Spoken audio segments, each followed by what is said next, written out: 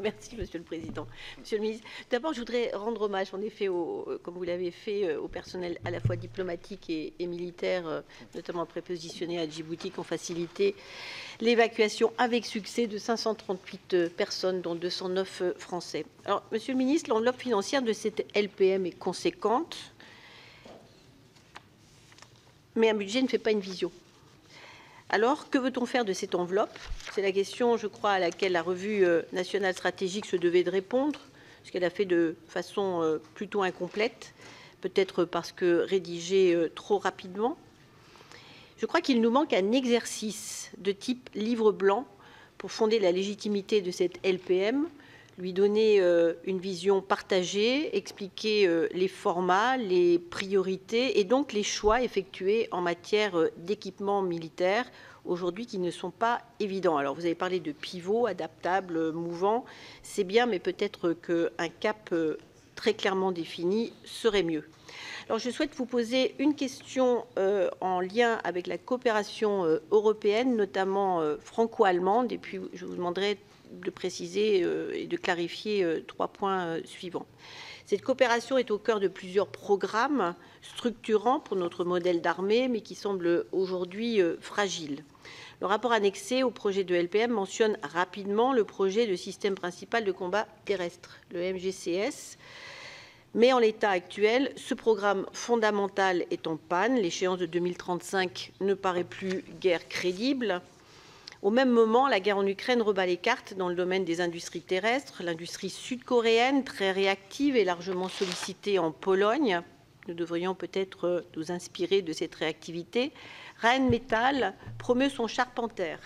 Il apparaît clairement que l'industrie terrestre allemande veut affirmer son leadership. Nexter promeut pour sa part le MBT. Les voies d'une convergence semblent étroites. Où en sont vos discussions avec votre homologue allemand et d'autres coopérations sont-elles possibles?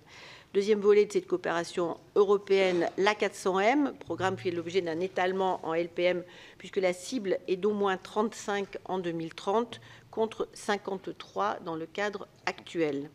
Cet appareil est d'autant plus nécessaire que la fermeture des bases en Afrique nécessitera de pouvoir se déployer rapidement sur de longues distances. Il semble que la cadence actuelle mettrait en danger la chaîne de production de l'appareil à compter de 2026. La relation franco-allemande est là aussi en question puisque l'Allemagne bloquerait des licences à l'exportation. Pouvez-vous nous confirmer ces informations? Les commandes de l'Espagne et du Royaume-Uni sont aussi dans la balance. Une négociation dans un cadre européen est donc nécessaire. Monsieur le ministre, quelles sont les pistes que vous envisagez à ce sujet? Et je vous demanderai une clarification sur 3 points. D'abord, les forces terrestres. Le texte prévoit 200 chars de combat rénovés en 2035. Y a-t-il une programmation pour les véhicules blindés légers qui permettent d'assurer les missions dans l'environnement du char Leclerc? Deuxième point de clarification, la flotte de surface. Pourquoi avoir repoussé les bâtiments ravitailleurs de forces BRF? La présente LPM fixait un objectif de 4 BRF, dont les livraisons devaient s'étaler entre 2022 et 2029.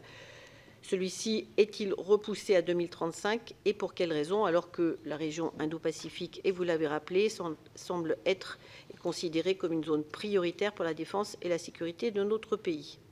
Troisième point, dans le même ordre d'idée, qu'est-ce qui a présidé au décalage dans le temps de la livraison des 169 hélicoptères interarmés légers? Je vous remercie. Voilà. Première série de questions précises. Merci, Monsieur le Ministre. Oui.